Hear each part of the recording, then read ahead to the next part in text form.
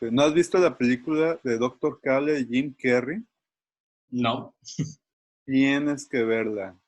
Aprovecha que está en Netflix, la acabo de checar. Ok. Ahí. Sale Jim Carrey, sale ¿cómo se llama? El de Ferris Bueller Day Off, es Matthew Broderick, creo que se apellida. Ajá. Muy gracioso, es de esas películas con humor oscuro que por ser Jim Carrey, pues todo el mundo las quería, era lo que estaba de moda, Jim Carrey en esos años, pero sí Ok. estaba muy oscura la comedia y eso hizo que no mucha gente fuera a verla, pero ya con el pasar de los años ya la gente es muy fan, ya es de culto esa película.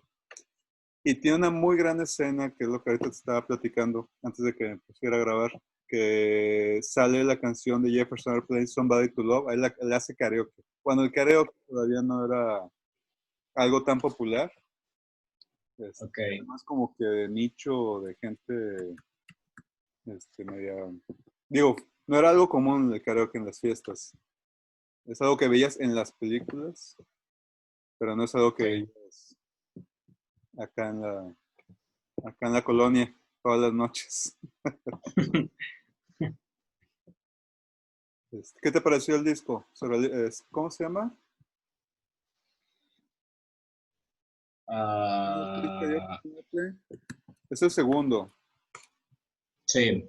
Es White Rabbit. Bueno, tiene la canción de White Rabbit, tiene la canción Somebody to Love. Ah, pues ahí viene la canción.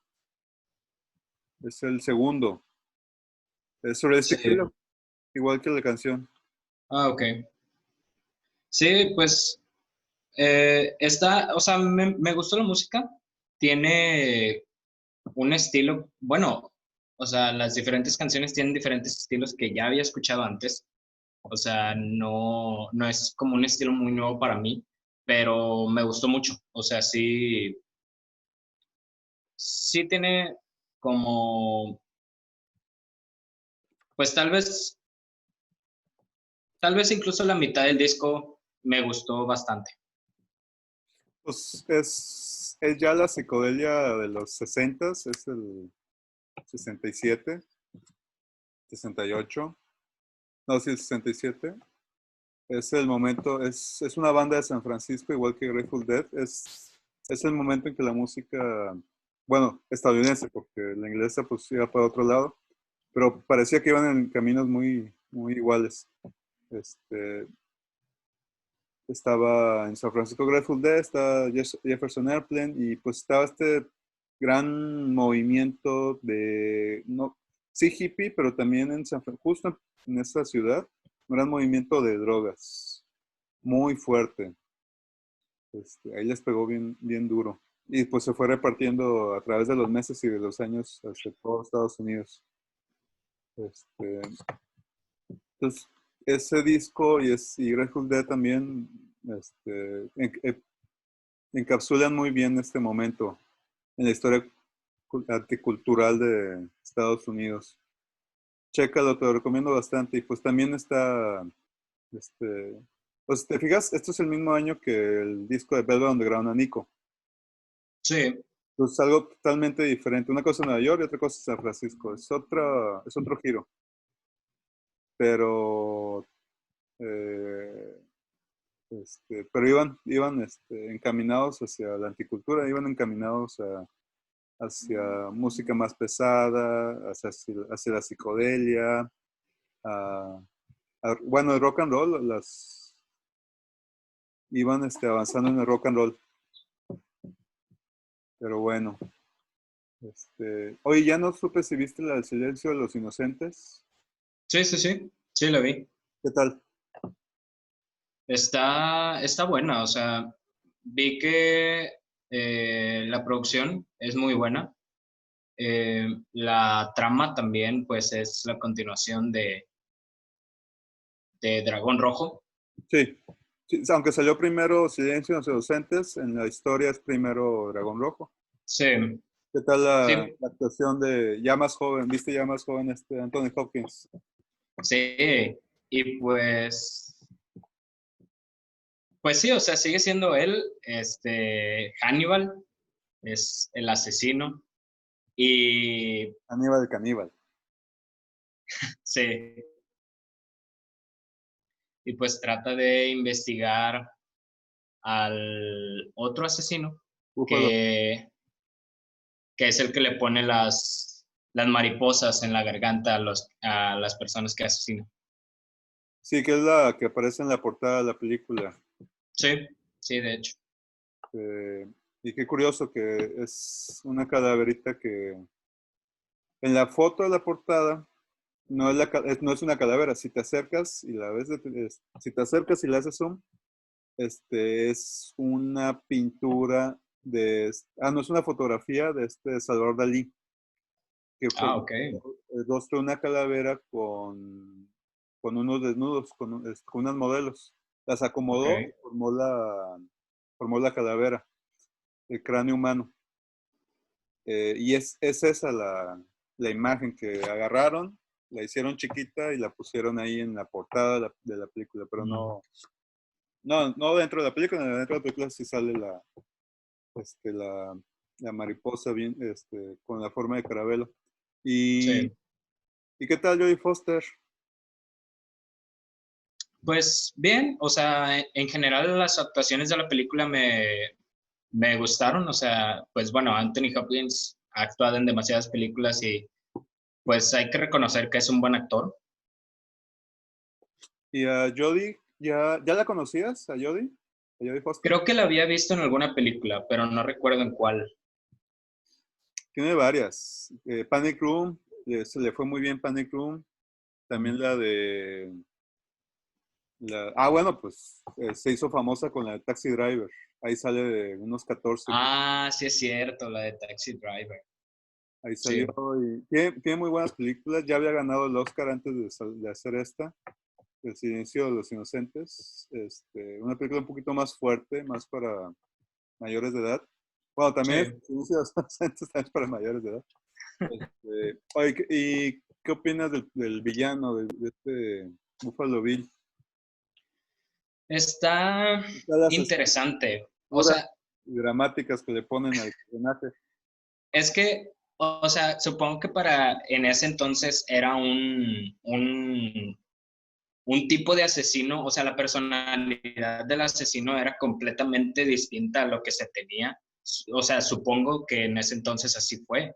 Y está interesante, o sea, el hecho de que no era gay en sí, era, no sé qué era, no sé cómo se... Fíjate qué curioso, eso lo maneja el personaje de Hannibal, el que dice que no es homosexual, que el villano no es homosexual, sino que quiere ser, y por eso se transforma, por eso esa necesidad de transformarse, de usar la piel humana para crearse un cuerpo, crearse una nueva piel en forma de vestido. Fíjate que, pues no, es más bien en esa época, antes de que saliera la película, el tema del asesino en serie pues era un poco, no es que fuera tabú, porque siempre ha habido mucho morbo con estos personajes, y estos personajes, pues han existido desde siempre, eh, en diferentes épocas y en diferentes países occidentales, inclusive aquí latinoamericanos, ha aparecido algún asesino que destazó a la pareja o se vengó de esa forma, o se lo comió, o ese tipo de asesinatos. Y luego ya durante los 40 y 50 ya empezaron a aparecer un poquito más y se empezó a investigar más. Pero es con esta película que ya se hizo un elemento narrativo interesante y muy llamativo en general. O sea, empezaron a salir ya más los libros, o libros que copiaban este tipo de personajes, películas, salieron más películas sobre este tipo de los asesinos en serie. Los 90 empezaron a aparecer, boom, boom, boom, una tras otra, tras otra. Unas pegaron, otras no pegaron. Este, Coleccionista de huesos de Denzel Washington es una de esas. Seven es un peliculón. A mí me encantó bastante esa película. La vi ya grande porque esa estaba más fuerte. Este, creo que sí, hasta los 18 la compré ya. Ya que tuve 18 la compré en un Best Buy de Laredo. Una muy bonita edición. Ahí la guardo todavía y es muy buena. La ambientación, más que nada, lo que tienen estas películas es la ambientación. Crean un suspenso por por la fotografía, por el color, el filtro que le usan y por la música. Y las muy buenas actuaciones. Todo depende del director, a final de cuentas. A mí me interesa, yo te pregunto todo esto porque pues, me interesa saber de tu generación, cómo es que ven a estos actores y a estas películas y a estos personajes. Yo te recomiendo bastante que ya no veas la que sigue. Hannibal, la tercera, en la que ya, bueno, y cambian al personaje, cambian a la actriz, o más bien Jodie Foster ya no, ya había ganado el Oscar, ya había hecho esta película, no le llamaba la atención, le dio oportunidad a otra actriz, y es esta Julianne Moore, también muy buena actriz, muy guapa, pero pues, y pues repiten a Tony Hopkins, ya, pero ya no es lo mismo. Ya cambian de director, ya es otra ambientación, gira hacia otro lugar. Creo que es gira más hacia una narrativa más, no podría decir fantástica, sino más bien más, ¿cómo textualizarla? Ya no les interesa tanto el suspenso, ya no les interesa tanto el, descubrir quién es, porque ya sabes quién es el villano. Es más que nada como ver el salvajismo o el barbarismo que tiene el personaje, estando en Italia, estando en bellos escenarios, muy oscuros, pero muy bellos escenarios. Y luego, bueno, pues regresa a Estados Unidos. Bueno, tienes que verla, pero te recomiendo mejor ver otras primero, no le des prioridad. Pero bueno, ya dimos demasiada este, preámbulo y vamos a platicar de Platón. Así Este, es. me pediste leer estos tres diálogos. Es el Critón o del deber, Menón o de la virtud y el Fedón del alma. ¿Los escogiste al azar o checaste alguna lista? ¿Por qué lo escogiste o cómo es que lo escogiste? Sí, sí, sí. ¿Por qué o cómo? Pues más que nada por los temas que trata. Te me friseaste. Sí, sí me escucho bien. Otra vez, ¿te vuelvo a comentar? No pasa nada. Ah, a ver, ahí ya me escucho bien. Sí. A ver. Sí. Sí. ¿Cómo es que lo escogiste? Eh, Más que nada los escogí por los temas que trata, porque, por ejemplo, me llamó mucho el de Menón, porque trata el tema de la virtud. También el de Critón. Ajá. El de Critón también me llamó mucho la atención, porque es cuando ya está encerrado Sócrates, ya encierran a Sócrates y le ofrecen escaparse, o sea, literalmente le están diciendo, ya está todo planeado, tú nada más tienes que salir de aquí para que ya, o sea, para que seas libre, vaya, porque fue acusado inocentemente de estar hablando de ser, pues más allá de lo natural o de lo que se tenía como natural en ese entonces. Sí, Y Fedón, porque acusaban de estar inspirando o estar enseñando demonios a a la gente, porque realmente él no tenía estudiantes per se o no tenía una escuela per se. Él iba y platicaba con gente y la gente que le interesaba pues lo seguía. Entonces no es que tuviera una escuela, no es que tuviera estudiantes, así como ahorita los tenemos.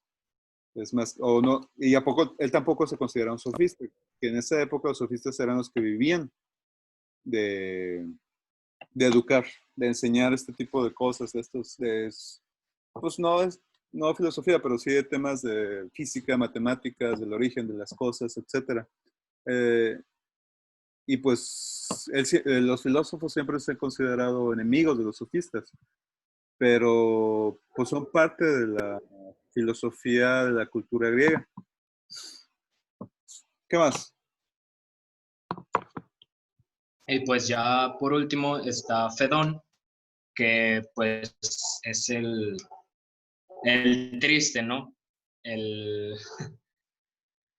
el que nos dolió cuando lo leímos, que es la muerte de Sócrates, cuando ya cumple su condena. Y pues en ese toca varios temas, está un tanto largo,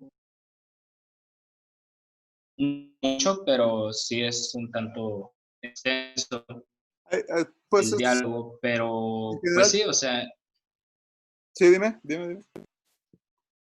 sí, o sea, nada más quería decir que es el momento en el que Sócrates está con todos sus amigos y alumnos, bueno, no todos, pero algunos de ellos, pues tienen un tanto extenso diálogo, o sea, sí me llamó mucho la atención que empezaron desde el principio hablando acerca de esto, ¿no? De la condena de Sócrates. Sí, bueno, fíjate que hay que aclarar algunos detallitos de las obras de Platón y estos diálogos. En primera, no todos los diálogos están escritos para contar o sea, el interés de Platón no es contar la vida de Sócrates.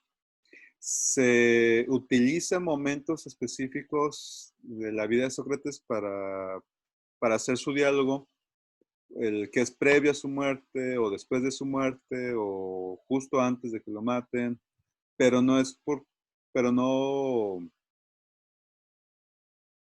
pero no hay exactamente a ciencia cierta una cronología de los diálogos. O sea, unos diálogos se consideran que son escritos después o antes. La cronología va variando dependiendo del historiador. Inclusive tú te puedes meter y leer los diálogos y considerar los originales en griego y considerar cuál es primero y cuál es segundo y tener un orden muy diferente cronológicamente. Porque ya no se considera en qué momento en qué momento de la vida de Sócrates está escrito el diálogo, sino más bien, dependiendo del lenguaje, qué palabras se usó, se va definiendo la cronología del libro o del diálogo. Y son muchos diálogos, y hay muchos diálogos que se consideran apócrifos, es decir, que son escritos por alumnos y como pertenecían a la escuela, a la academia, a la escuela platónica, eh, se considera, o ellos consideraban que era parte de la obra de Platón.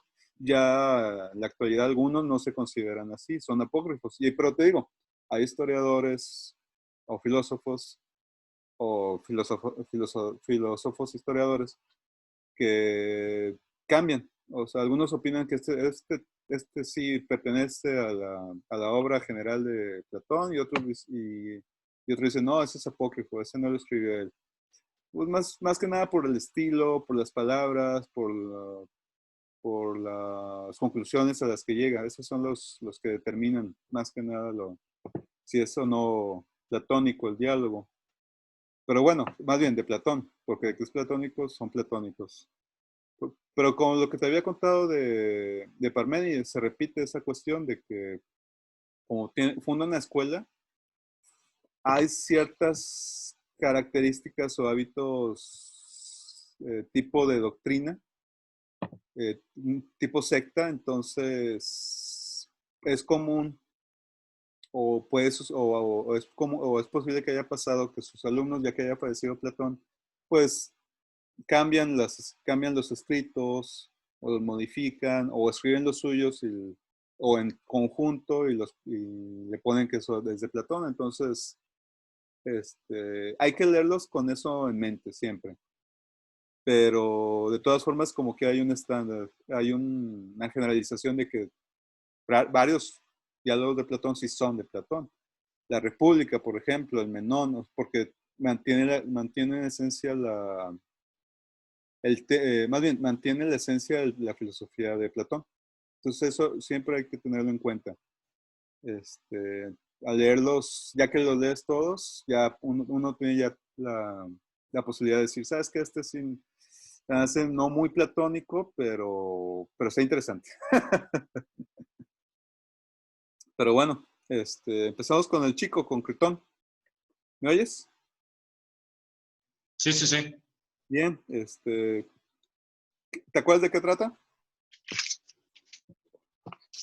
Sí, Critón, pues es básicamente cuando le dicen a Sócrates, ¿te puedes ir? Bueno, no como tal, pero le dicen básicamente, pues ya está todo planeado para tu escape, te puedes ir de aquí. Y Sócrates les dice, no, porque las leyes dictan lo que yo debo hacer. La condena que debo de cumplir, la voy a cumplir como se debe hacer.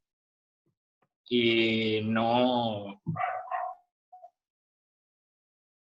Hay algo que Sócrates menciona, que es que las leyes le dieron a él la vida y la educación. Entonces, más que nada por eso, es el hecho de que no quiere escaparse y él quiere cumplir con el deber que le encomendaron los atenienses, que pues fueron los jueces de Sí, que se ve antes de eso en la apología. sí, sí, fíjate que me gusta el resumen que das. Sí es muy, no patriota, sino muy, eh, muy estricto con la creación, con lo que le pertenece a su cultura y a su pueblo. Estas leyes, a diferencia de las leyes de otros pueblos, pues son leyes creadas por la misma gente. No es como los egipcios, no es como los cristianos, que Dios dictó los 10 mandamientos, o los egipcios que sus dioses dictaron cómo es el universo y los crearon a ellos y también su civilización y les dieron lenguaje, etc. En la cultura griega sí hay una conciencia, y lo cual es muy importante la palabra, conciencia de su propia cultura y de que ellos crean sus propias leyes y crean su propia cultura. Ellos son los que deciden. Los dioses que tienen, crean el universo, crean el hombre, pero no, como no tienen una doctrina o no tienen una religión institucionalizada como lo tendrán otras culturas y la nuestra, eh, tiende a variar los dioses, tiende a variar sus gustos, sus preferencias, sus mitos. Y dependiendo del poeta, dependiendo del tiempo en que fue leído o recordado el poeta o recordado el poema del poeta o la épica, cambian estos dioses, cambian sus formas de ser o sus gustos, bueno, como ya había contado, sus gustos, sus preferencias, sus deberes, sus deseos. Entonces, ante esta mudanza, hay una personalidad ateniense muy opuesta a la que nosotros tenemos, que es de aceptación de la doctrina, así como nos la dijeron hace 2000 años, los 10 mandamientos, el decálogo. Ellos no tienen eso. Entonces, tienen su propia cultura, tienen sus propias leyes y están conscientes que ellos las crearon. Y eso es lo que les da mucha fuerza a proteger, o bueno, le da mucha fuerza a Sócrates de defender esa cultura, defender esas leyes, defender su forma de gobierno y su pueblo.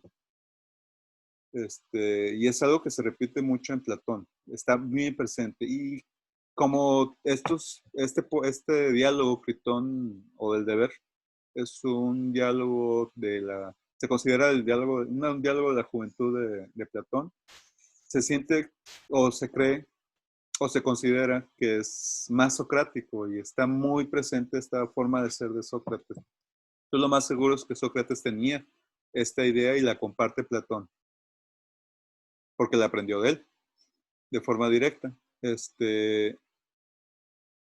Y bueno, pues es el deber de aceptar las leyes. O sea, a pesar de que él se va a morir, a pesar de que lo tienen que suicidar, lo encuentran culpable en el juicio y tiene que beber la cicuta, que es un veneno de la región. Uh, Él decide no escapar, él decide no huir por esta cuestión, porque le haría más daño a las leyes, a su pueblo, y el golpe sería todavía más tremendo al pensamiento que está atrás de él y que él está sosteniendo, que es la filosofía. Si él lo hubiera oído, tal vez la filosofía no se consideraría tan especial o tan importante como lo es, como lo fue y como lo es ahora. Esa más que nada es la gran situación en la cual se encuentra Sócrates. Porque si hubiera oído la filosofía, o sea, la congruencia del pensamiento que él está profesando, que le está diciendo, se hubiera roto, se hubiera destruido. No se hubiera probado y no se hubiera sostenido después. Entonces, él tenía que morir. Sí, Lamentablemente tiene que morir por su pensamiento, por ser congruente con lo que él profesaba. ¿Bien? sí, de hecho, por eso mismo que mencionas, él mismo dice de que si yo huyera de aquí y me fuera a otra ciudad o a otro país, él seguiría haciendo lo mismo. O sea, él seguiría compartiendo, bueno, no compartiendo, sino, o sea, teniendo diálogos con las personas, seguiría filosofando prácticamente. Él mismo lo dice.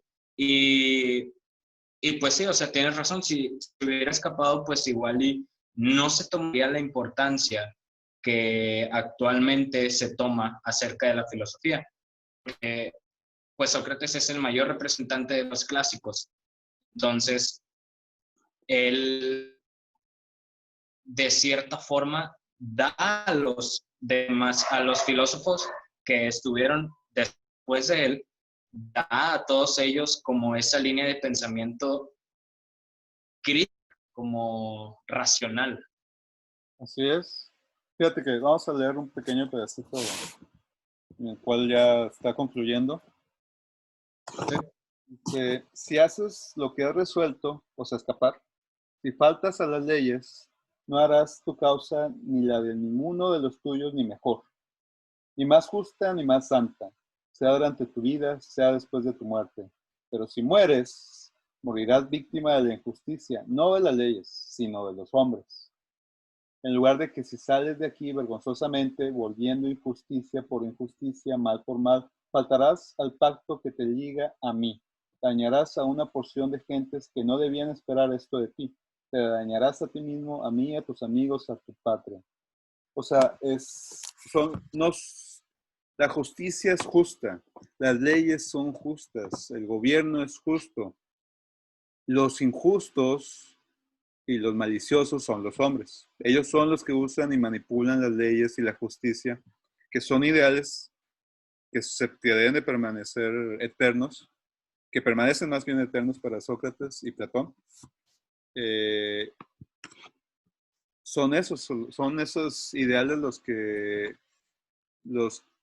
perdón, se me fue el hilo.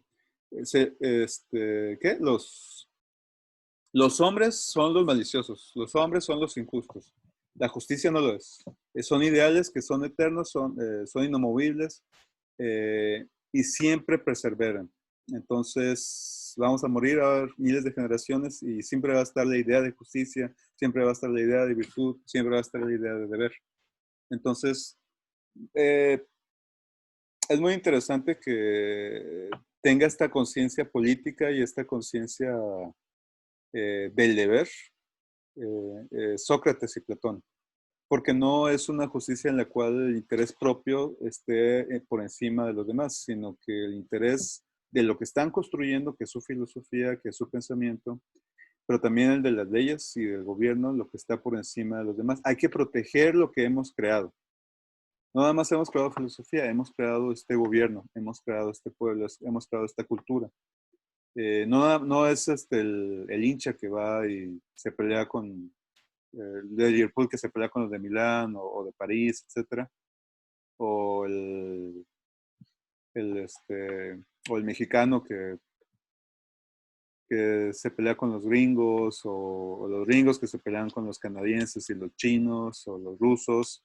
Es una defensa por lo que se ha creado, su gobierno, sus leyes, su democracia. Eh, ¿Por qué? Porque ellos están conscientes que lo han creado. ¿Dudas? No, todo bien. Bueno, fíjate que este diálogo es muy corto. Esa es la idea esencial que mantiene dentro del diálogo. Es muy corto, es fácil de leer, fácil de encontrar. Yo manejo por comodidad. Yo manejo los diálogos en Porrúa. Ya esta es una edición viejísima, ¿eh? Esta que tiene más. ¿Qué edad tienes?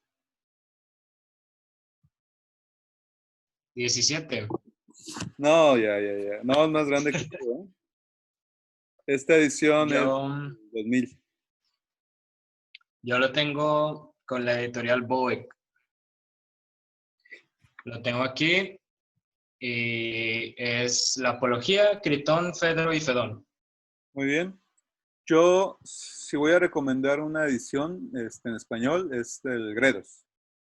Gredos es la edición que hay que leer. Muy, muy recomendable. Hay muchos PDFs de Gredos gratis, es de nada más de buscarlos, pero si quieres tenerlos físicos y no quieres gastar Gredos, porque Gredos es una edición, son ediciones caras. Para cuestiones de economía, pues compras este editorial de Porrúa, que antes nada más era un solo volumen y después lo dividieron en dos. En la segunda parte vienen los diálogos considerados de la vejez de Platón, y en el primero los de mediana edad, temprana edad, mediana edad y madurez Okay. Ese es el Critón. Bueno, ya platicamos de Critón, que aquí en esta lista es considerado el segundo, entonces está muy cerca de su juventud. Tal vez estaba en los 20, Sí. quién sabe.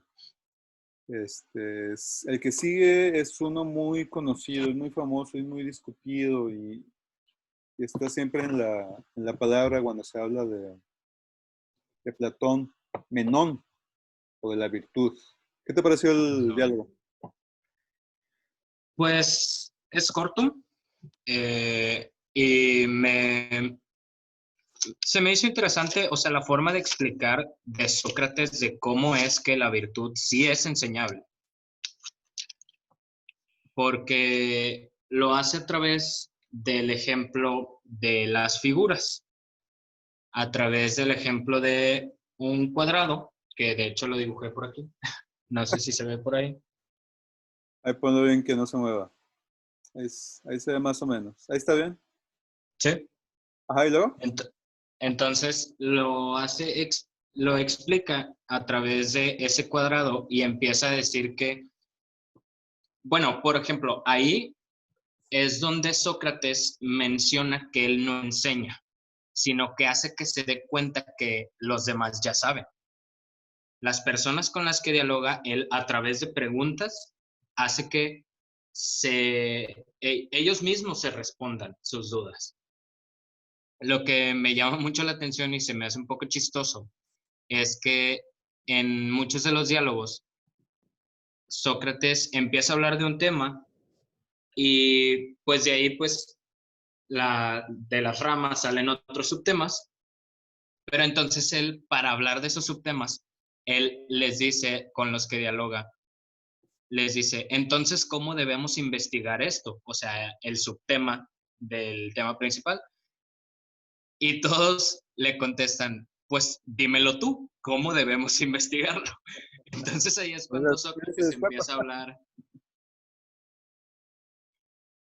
ahí es cuando empieza a hablar y empieza a explicar todo y a través de las preguntas es como hace que se den cuenta.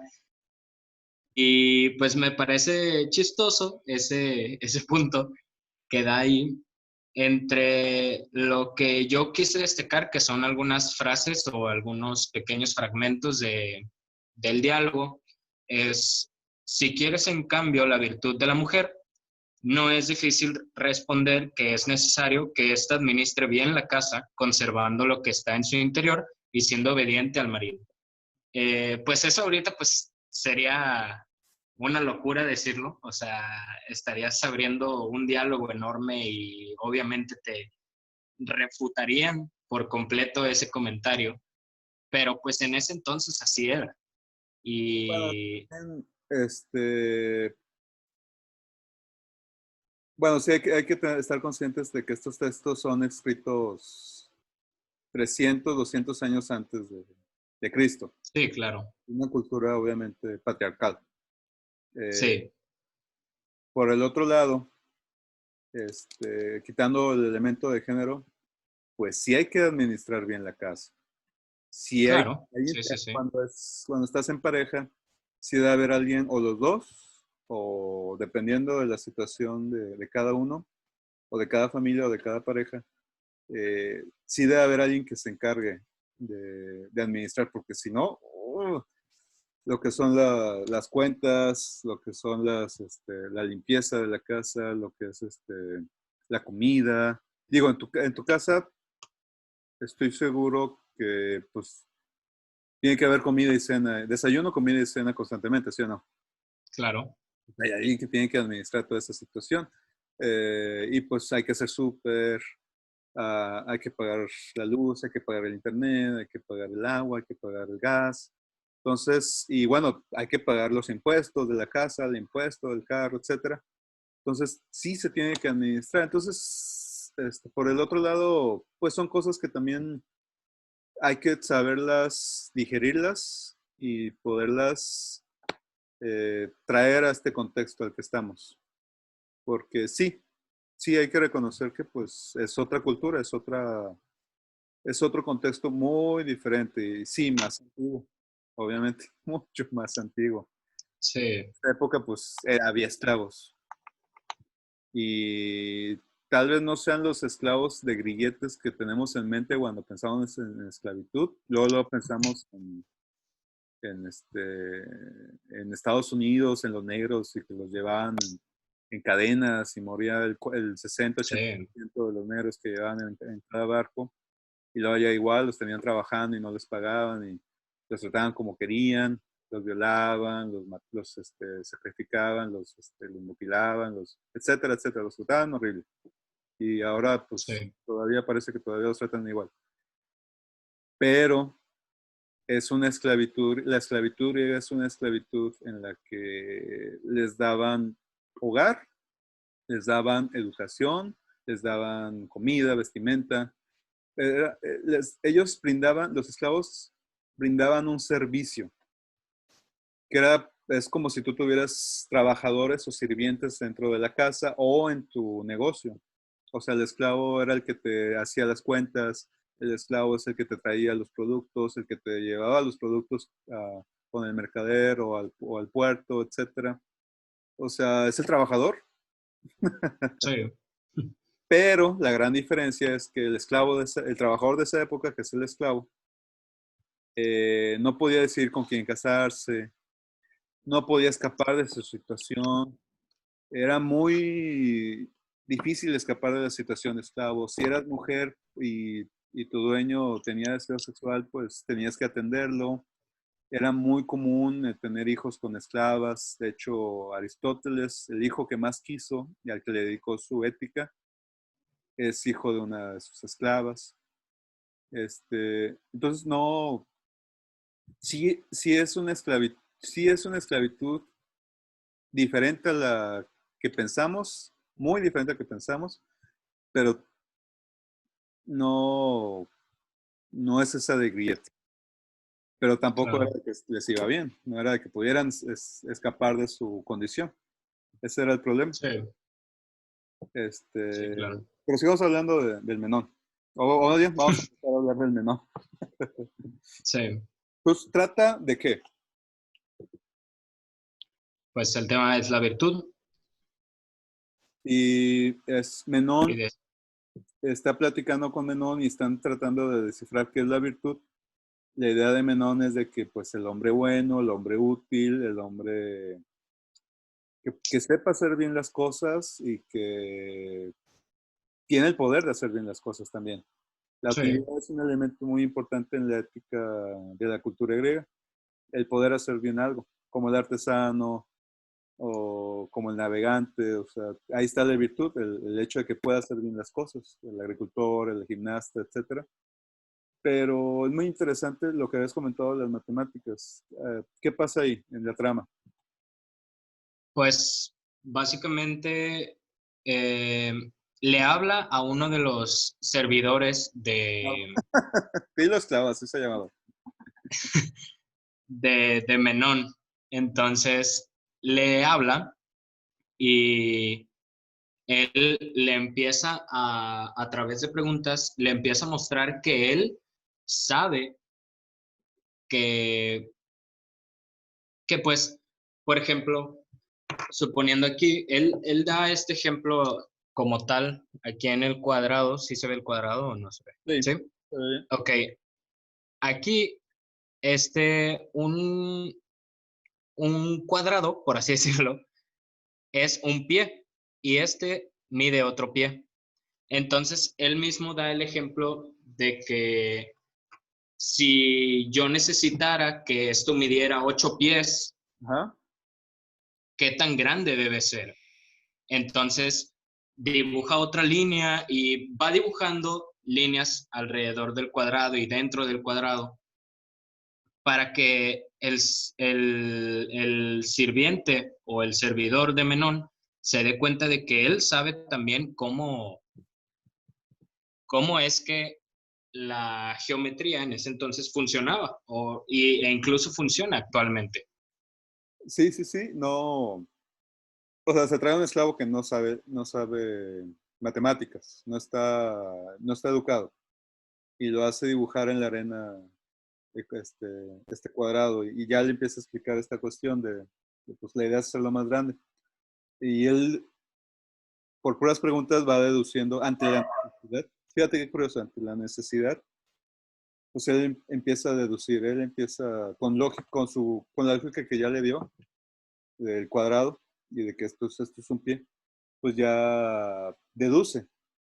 Y es un elemento que no se discute mucho, pero el elemento de la necesidad es lo que te hace pensar, lo que te hace crear. Dicen la necesidad es el origen de la invención. O sea, tienes que inventar algo porque estás en una situación en la que necesitas resolver algo y deduces. Entonces, te lo estoy resumiendo para poder contrarrestar la ideología que tiene Platón. Porque ¿cuál es la respuesta de Platón ante este fenómeno de que el esclavo puede deducir, de que puede encontrar esta respuesta? ¿Cuál es? Que supuestamente ya está dentro de él, que recuerda y que por lo tanto no se enseña, no se aprende, sino que se recuerda el conocimiento. Y esta es de, la idea pedagógica o de educación o de enseñanza o de gnoseología de Platón, en la que nosotros somos seres que ya han estado en el Hades, una y otra vez, una y otra vez. El Hades no es donde están los muertos, pero no es el infierno. Hay un lugar todavía más feo para los griegos, pero el Hades es donde vas, que ya moriste. Y entonces, ya que estuviste ahí, regresas aquí y recuerdas todo lo que ya aprendiste en ese lugar en el que ya estuviste. Por eso a los cristianos en el medievo les fascinó las ideas de Platón, porque quiere decir que ya estuviste en el cielo y por lo tanto nada más estás recordando todo lo que tiene que ver con lo divino, todo lo que tiene que ver, todos estos elementos de justicia, las ideas, lo virtuoso, son elementos divinos para los cristianos. Pero para Platón sí son elementos divinos, pero son elementos divinos que se desarrollan por medio de la razón. Entonces no es contrario a su fe con... No, él no se mete en ese lío de separar fe y separar razón. Pero esto es un momento muy importante en la filosofía. ¿Por qué? Porque separa el alma del cuerpo. Bueno, lo vamos a ver también en el siguiente diálogo, pero hay que distinguir de una vez que en Platón el elemento de la sabiduría, el elemento de la razón se encuentra en el alma. Lo demás es el cuerpo, es lo material, son los placeres, son los sentidos, los 5 sentidos que tenemos. Y son cosas mundanas, son elementos circunstanciales, no son elementos mudables que siempre cambian, que no son constantes. La idea de justicia que se vio en el diálogo anterior, esa es la que nunca cambia para Platón. Y eso es lo que siempre se mantiene y es lo que entonces se tiene que buscar. Entonces, para Platón, la virtud es al alma. No es el alma, no son iguales. No le puedes poner el símbolo de igualdad, pero es al alma, es semejante, se puede hacer analogía hacia ella. Es algo que está relacionada. Entonces se dice que la virtud es al alma y del alma es a la sabiduría y la sabiduría es a la razón.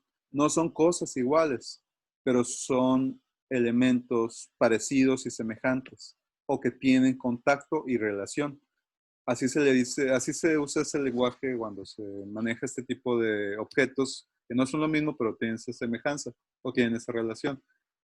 La virtud es al alma, el alma es a la sabiduría y la sabiduría es a la razón. No son la misma cosa, pero así se maneja en el lenguaje filosófico. Es bueno que lo recuerdes. Entonces, el alma es la que recuerda. El alma es la que estuvo en este lugar divino o anterior y está mucho más explicado en el siguiente diálogo. Pero aquí lo que es importante o lo esencial en el diálogo de Menón es que, ¿cuál es su esencia? La esencia del diálogo es cómo se aprende entonces, cómo aprendemos. No aprendemos de verdad y el filósofo no enseña. Por eso critica a los sofistas que dicen que enseñan. Él dice, no enseñamos, recordamos. Ya estuvimos muertos, nuestra alma estuvo ya en otro lugar y simplemente estamos recordando. Ya sea por sueños, ya sea por instinto, ya sea por imaginación, ya sea porque te obligan por necesidad a estar te encuentras ante un problema y te viene la solución, como lo demuestra con el esclavo de Menón. Esa es la postura platónica ante el aprendizaje, ante la pedagogía, su pedagogía. ¿Dudas, comentarios? ¿Todo bien? Creo que quedó claro. Este fenómeno lo llama reminiscencia. Ajá. Recordar, es revivir, es evocar lo que ya sabes. Y también hay que comentar que este elemento no es natural en el hombre, para Platón. Es divino. O sea, es algo que no está en el elemento de la materia. El elemento, bueno, él lo considera como lo natural. Es un elemento que es divino. Entonces, cuando te enfrentas en la lectura y que dice que no es natural del hombre, no es natural se refiere que pues, no es de los animales, no es de las plantas, no es de las rocas, es algo que está más allá.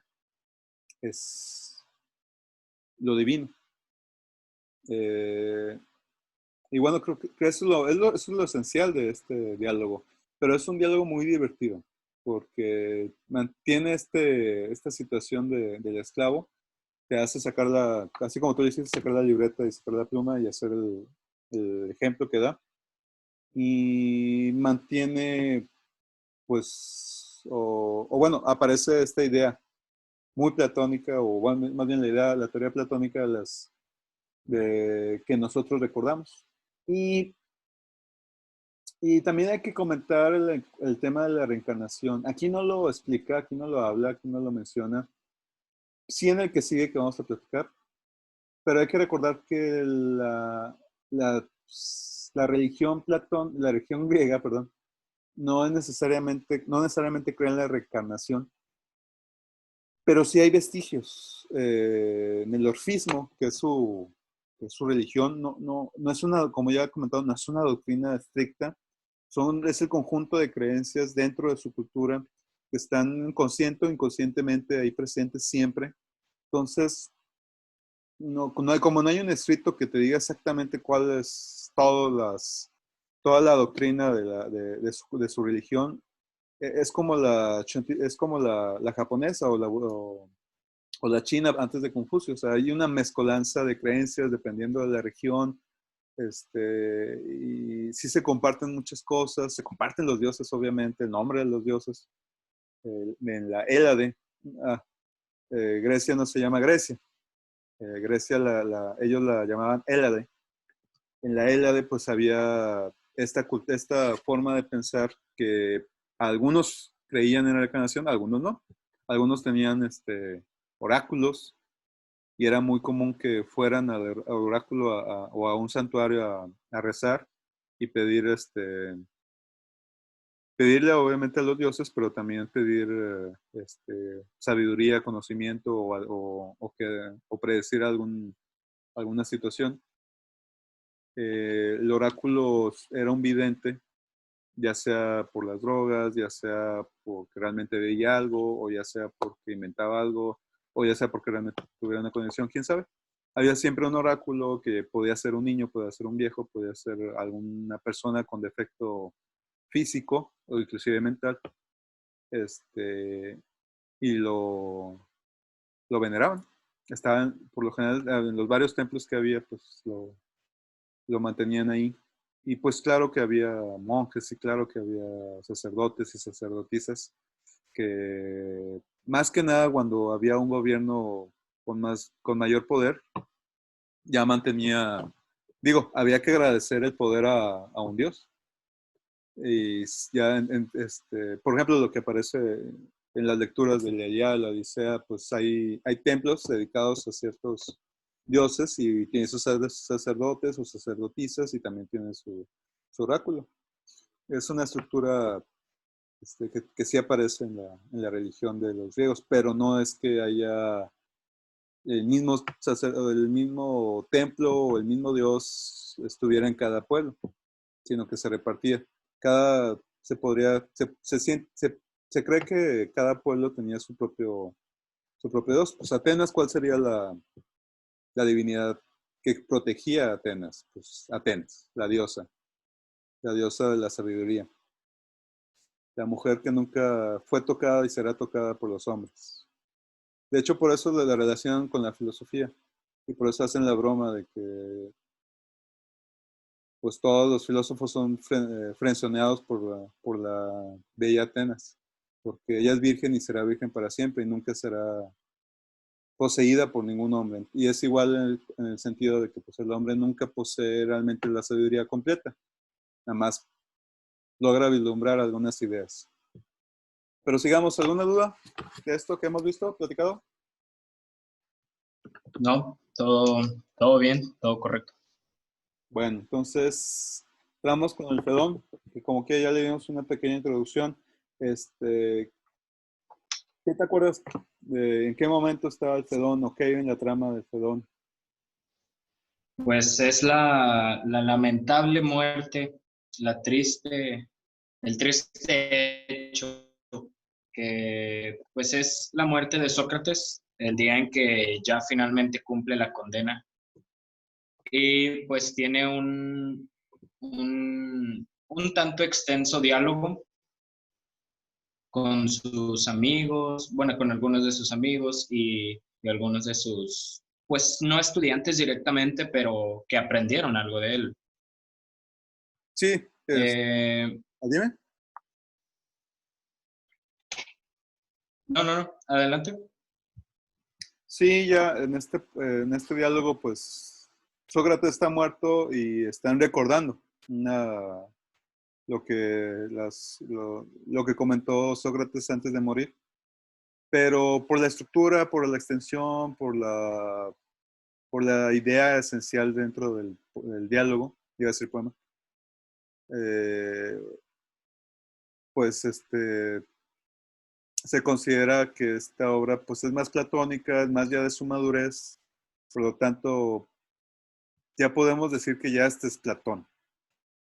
Ya un Platón, el anterior Platón, el del Critón, un Platón recién salidito de la muerte de Sócrates. El del Menón, un Platón que ya empieza a formular su idea, pero todavía no está bien compuesta.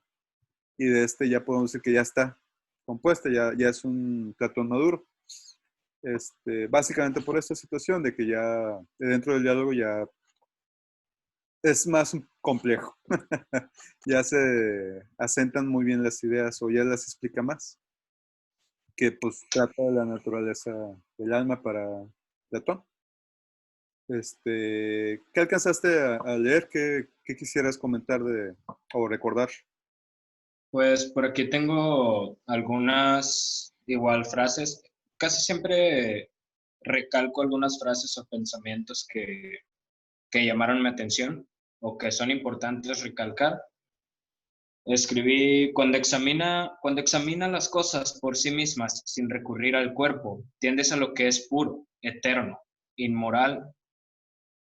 No sé si era inmoral o inmortal, No, supongo que era inmoral, no, e inmutable.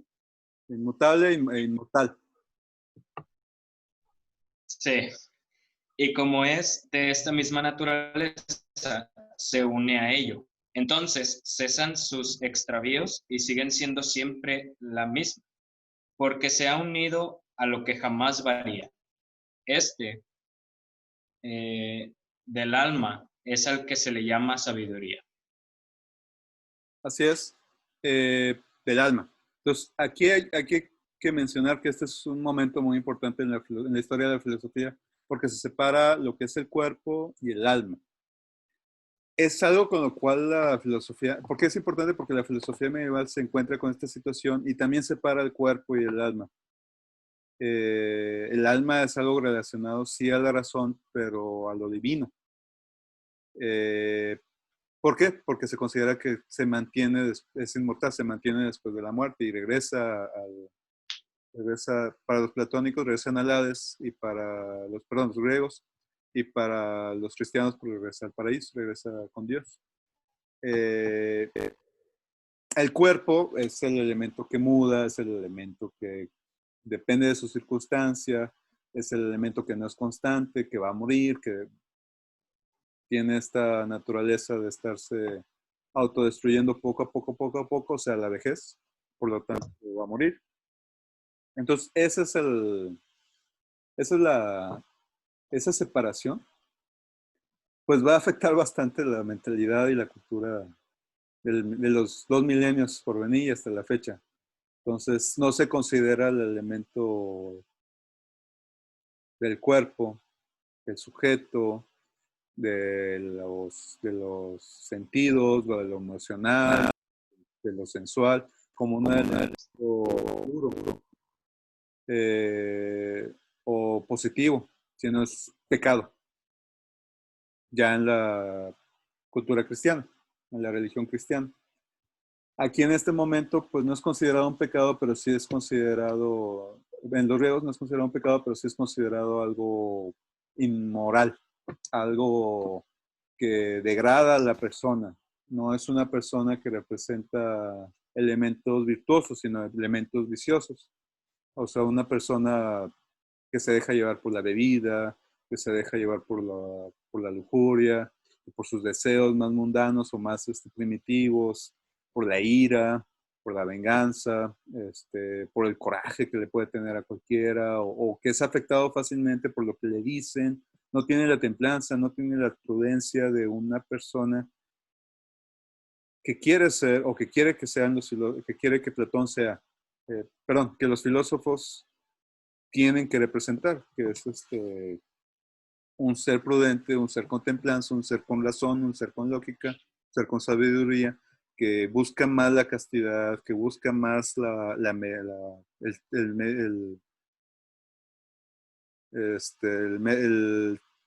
a decir término medio, pero estoy pensando en carne asada.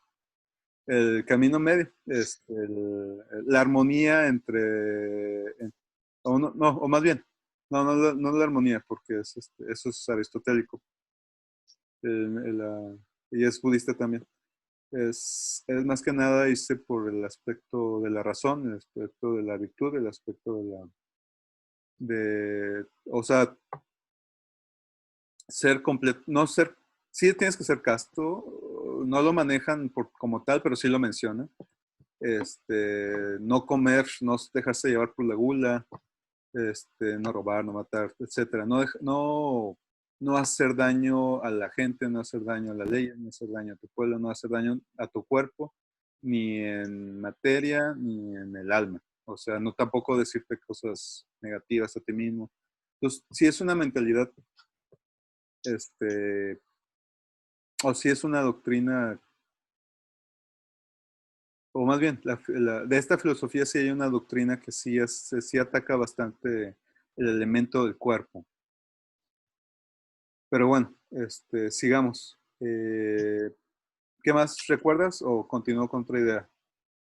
Pues también anoté otro que es: la sabiduría es la única moneda de buena ley por la cual hay que cambiar todas las otras. Fíjate que este es un elemento que hay que relacionarlo con si el cuerpo, si nos dejamos llevar por los deseos, ¿quién te comanda? Te pregunto, Elliot. ¿Tú te comandas Pues o el te deseo. comandas por el elemento exterior a ti? Pues si mi deseo es el que está actuando ahí, o sea, si yo me dejo llevar por aquello, pues el elemento externo es el que me está controlando a mí. Entonces tú no eres dueño de ti mismo. Probablemente en ese, pues sí, en ese momento no. Entonces, es lo que está obviamente en contra de Platón. El alma, la única forma de que puede ser liberada, es que también manejan el tema de la muerte. Y en la muerte, aceptar la muerte es parte de la sabiduría del filósofo. Por eso hay que relacionarlo, por lo que comentas. Por la sabiduría que comentabas. ¿Por qué? Porque nos liberamos del cuerpo, nos liberamos de este elemento que nos puede controlar y nos puede afectar, mientras que el alma busca ser liberada de esta materia. Y solo con la muerte, el alma se puede liberar. No es que busque el suicidio, sino que toda la vida es un proceso en el cual aprendes a enfrentarte a la muerte, a tener sabiduría. Esa es la visión, pues, de la vida. Una de las visiones, una de los elementos de la visión de la vida de Platón. Podría ser un elemento existencial dentro de Platón. Porque el que no se domina a sí mismo, el que deja que la materia, el que deja que sus deseos, el que deja que el elemento exterior te controle, le va a temer a la muerte. ¿Por qué? Porque quiere el dinero, porque quiere a la mujer, porque quiere sus tierras. Está, está controlado por ese ego, está controlado por esa necesidad o codependencia con el elemento material que es externo a él. O puede ser personal, o sea, las mujeres que se deprimen por sus arrugas, porque su belleza ya no es la de los de 15, 20 años, o el hombre que era un gran atleta y ya a los 50 ya no lo es. Esos elementos que son naturales, que es la vejez, pues para el filósofo, utilizando la sabiduría, puede enfrentarse a ello y puede aprender a librarse de ello o es más fácil llegar a ese momento final para poder liberarse totalmente de ello, que es la muerte. Y si estamos hablando de la muerte, también hay que hablar de que pues ahí le cuestionan entonces, le cuestionan sobre la vida y la muerte, pues, y le comenta que, o sea, habla de la reencarnación. Ahí es donde ya habla de la reencarnación, ya hace el ejemplo del Hades, habla del Tártaro, que es el río en el cual lleva a los muertos, en el cual están ahí navegando. Y maneja la teoría de los contrarios, que es muy conocida en la filosofía griega antigua. Este pensamiento que dice que de lo contrario, de un elemento, de su contrario se proviene. Por ejemplo, la vida o la muerte. Aquí lo maneja así. De la muerte proviene la vida y de la vida proviene la muerte. No son la misma cosa. Y después es lo que le discuten después, le quieren criticar. Y lo que él dice es que no es que sean la misma cosa, no es que sea, pero es contrario, o sea, el frío, ¿cómo tú puedes, yo te pregunto, ¿cómo tú puedes distinguir que el clima está caluroso?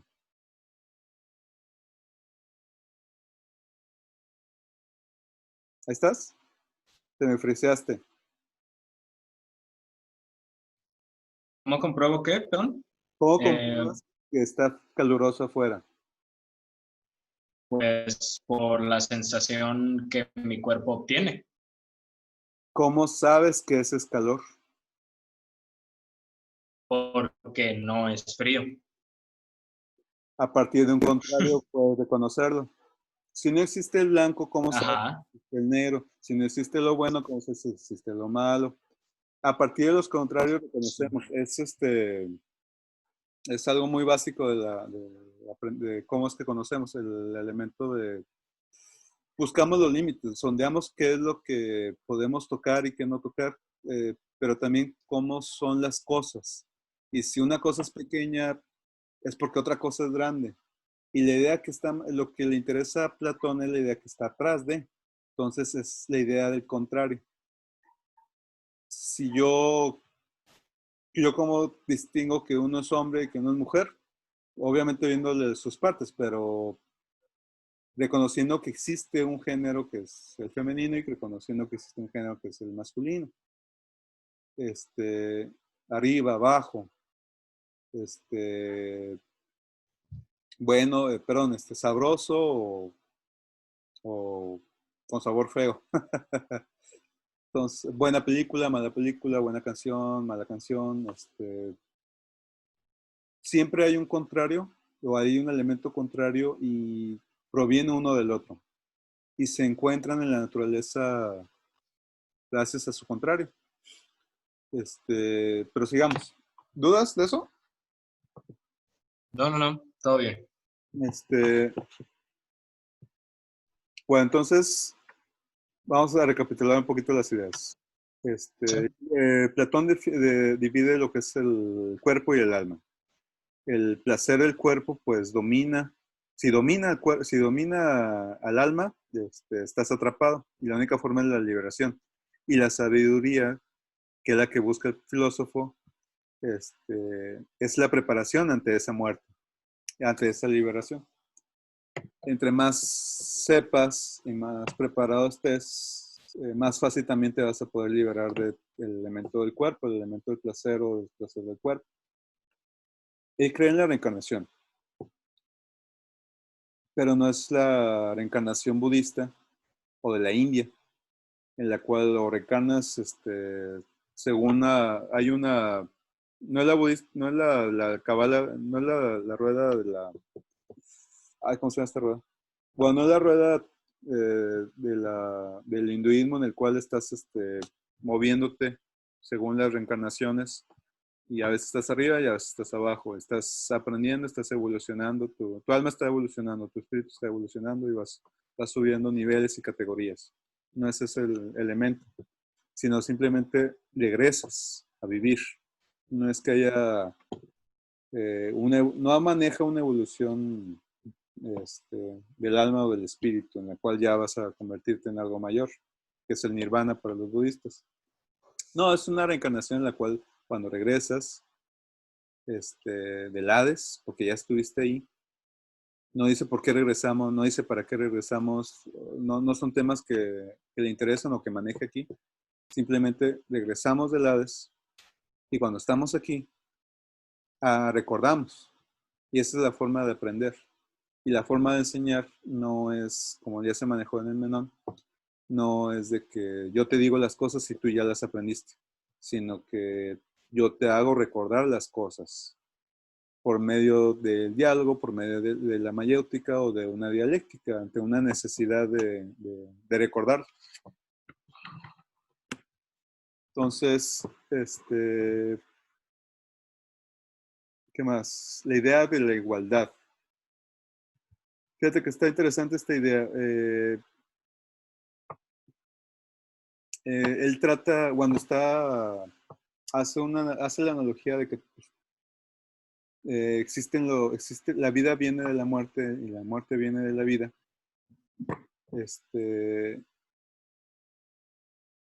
No es que sean cosas iguales, pero hay una idea de la igualdad, hay una idea de la semejanza, hay una idea que la relaciona, y eso es lo que se está buscando.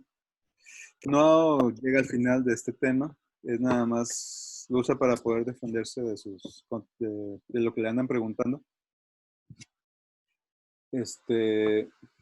Pero lo que él mantiene o lo que él sostiene en su filosofía es que el elemento inmaterial, que es la idea, es lo que realmente es esencial, o más bien lo que siempre permanece.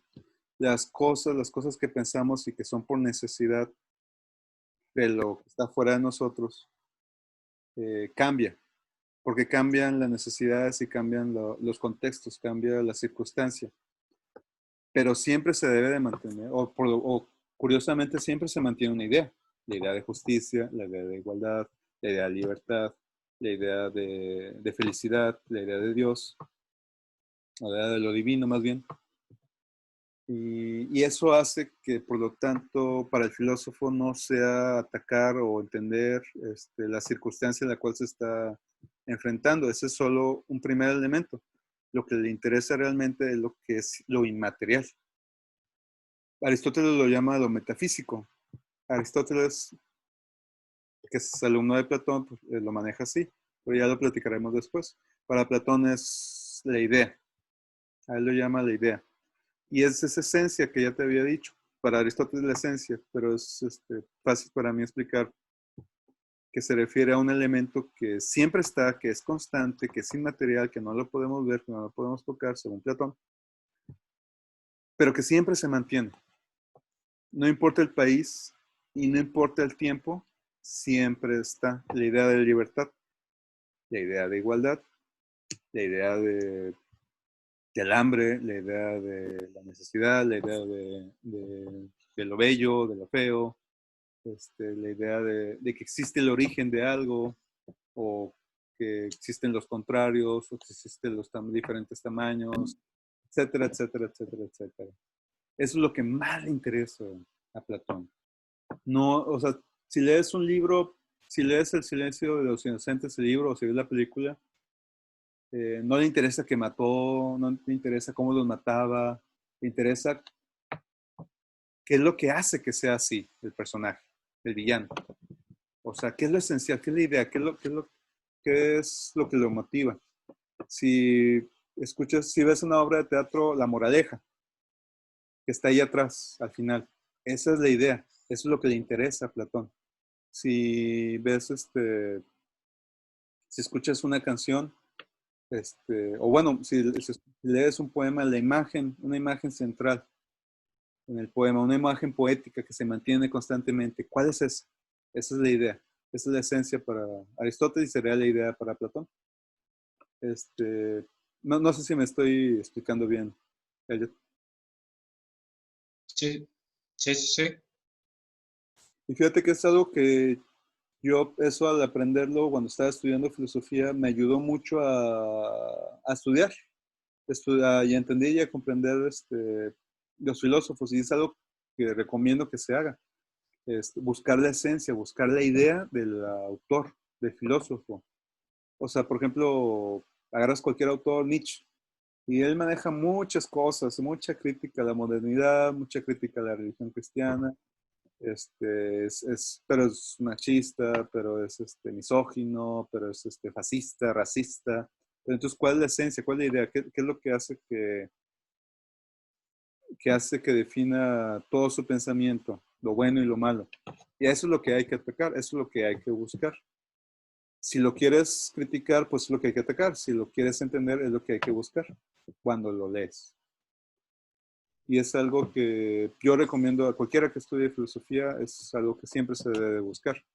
Y si te llama la atención o si te gusta esta forma de pensar, pues también en películas, libros, cuentos, poemas, música, buscar la idea.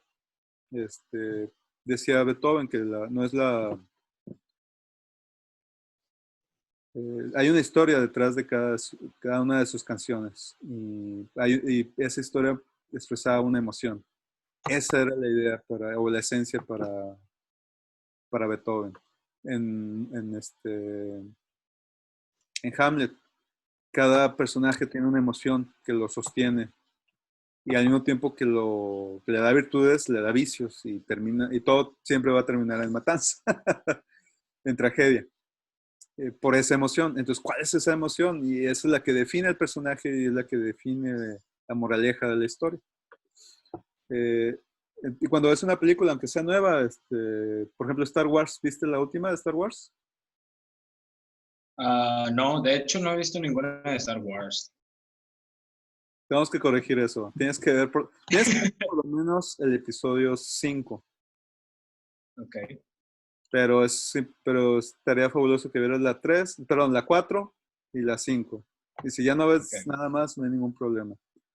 Pero la 4 pues es la primera y la 5 es la que piensa que están en la nieve, cuando pasa lo que todos saben que pasó en Star Wars. Que saben quién es el papá de quién y quién es el hermano de quién, bla, bla, bla. Okay. Es donde pasa todo esto, la quinta, que es la segunda. Pero bueno, regresando, otra película. Dime una película que acabas de ver, famosa, que estoy seguro que ya vi. Náufrago, Náufrago, de Tom Hanks. ¿Cuál es la esencia? así ¿Cuál es la es. idea? ¿Cuál es la moraleja? ¿Cuál es la emoción que siempre que sostiene la película? Pues supongo que es como la esperanza de volver. ¿Ah? ¿A quién? Fíjate, no es que tenga la foto de un país, no tiene la foto de una casa, tiene la foto de una persona. ¿Quién es? Sí, era su, era su esposa, Era su prometida. su prometida. O Ok. sea, no era Wilson el que mantenía lo mantenía cuerdo porque si una persona está sola y no escucha a nadie o no habla con nadie, pues tienes que Sí, cuidar. Es natural. Yo cuando vivía solo, yo ponía la radio, ponía la tele y a veces hablaba conmigo mismo en voz alta porque pues es natural, es normal. Cualquiera que se queda solo lo hace. Este, sí, eh, Obviamente como uno sale y trabaja, pues no caes a esa situación de crear un personaje y hablar con él. Pero la idea y la esencia es el amor en esa historia. Y en la mayoría de las películas, de que es de acción y al final de cuentas es Armageddon, es el amor de Bruce Willis con su hija. Esa es la esencia de la historia, de la nueva generación. O sea, el sacrificio, es tanto el amor que me puedo sacrificar por dar la oportunidad a mis hijos. Y pues ya si lo visualizas como el símbolo de que es Estados Unidos el que hace eso, pues Estados Unidos es capaz de sacrificarse para mantener a sus hijos, o sea, al pueblo.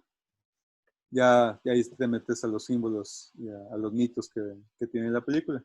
Pero la base, pues, o el elemento esencial es el amor. Y la mayoría de las Sí, historias, la mayoría de las historias es el amor. Siempre se habla sobre lo que te falta, que es eso, lo que necesitas, que es eso, o sobre lo que tienes y lo que puedes perder, etcétera. Siempre se trata del amor. Inclusive los personajes negativos, o muy viciosos o muy negativos, como estos que ya platicamos en Silencio de los Inocentes, pues a final de cuentas los traumas son creados por miedos a falta de amor. sí. Entonces el amor es lo que siempre nos lleva, siempre nos motiva, siempre nos mueve. Nunca hay que olvidar eso. Pero bueno, nos alejamos ya de Platón. La idea es que Platón siempre maneja la búsqueda de la idea.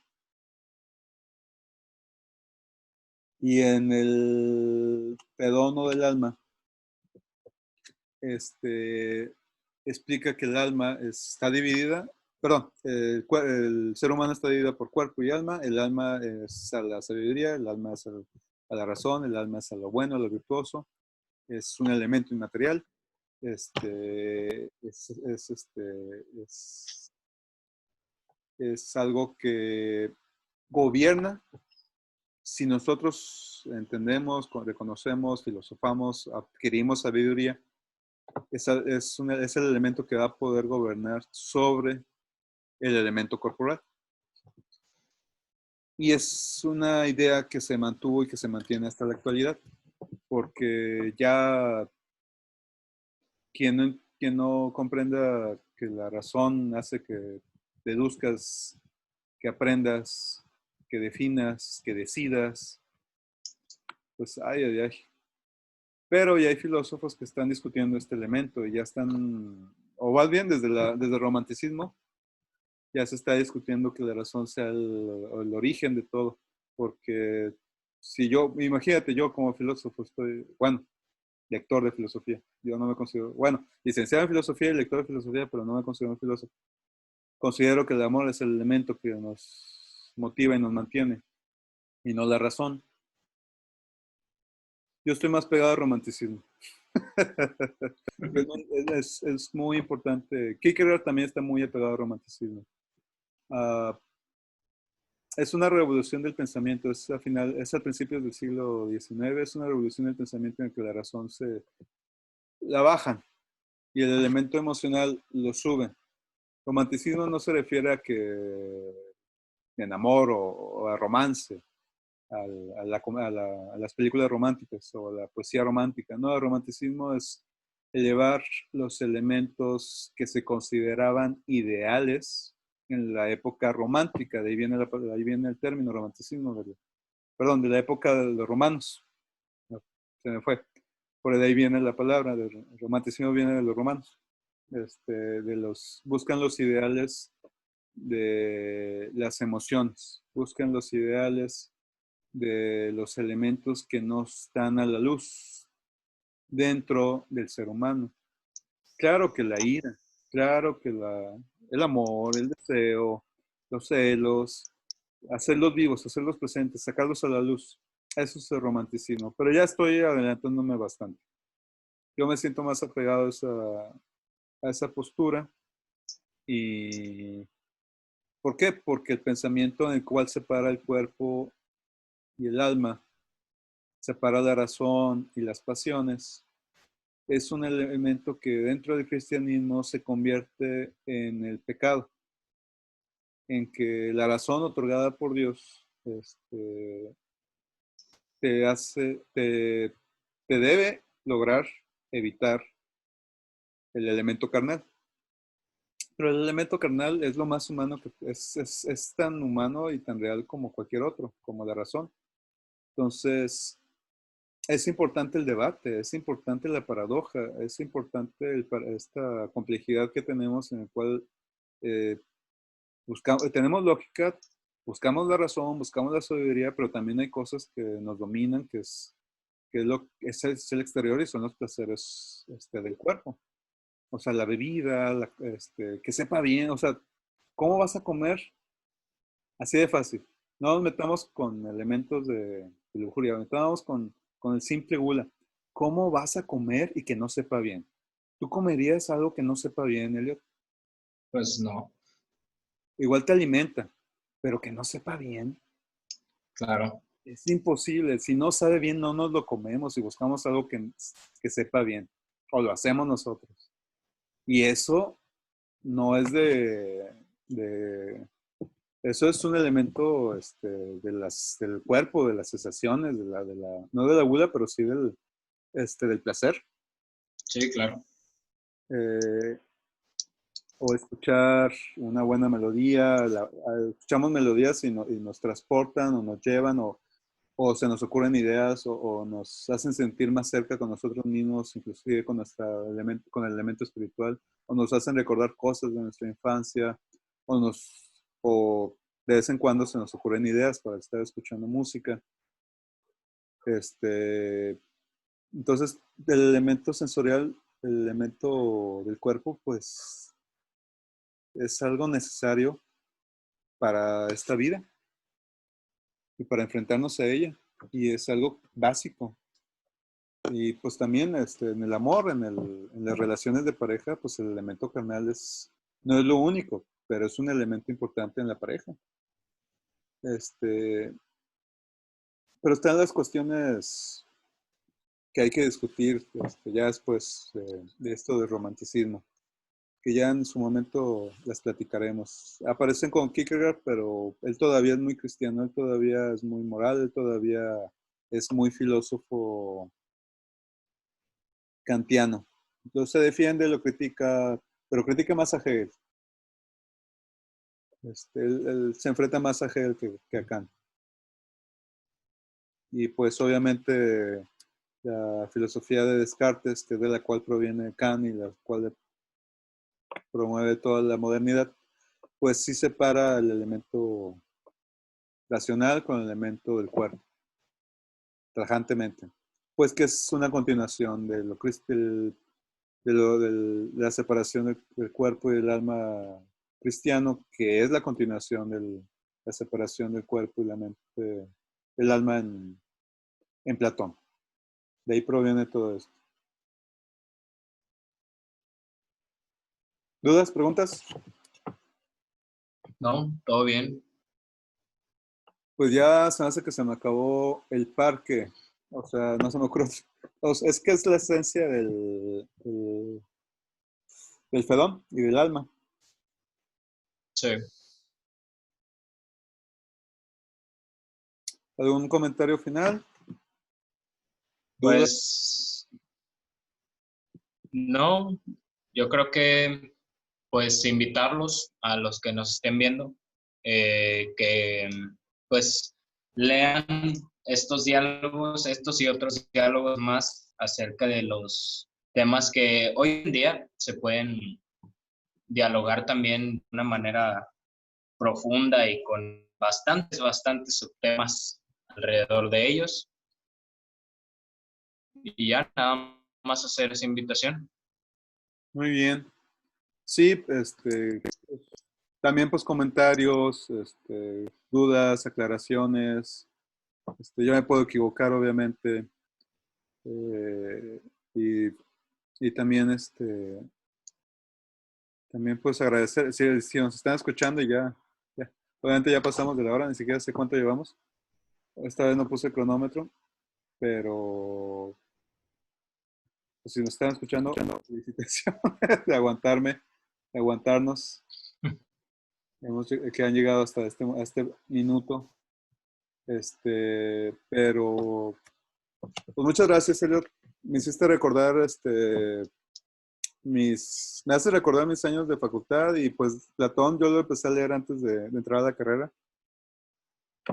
De hecho, yo entré a otra carrera y al leer los diálogos de Platón decidí cambiarme de carrera.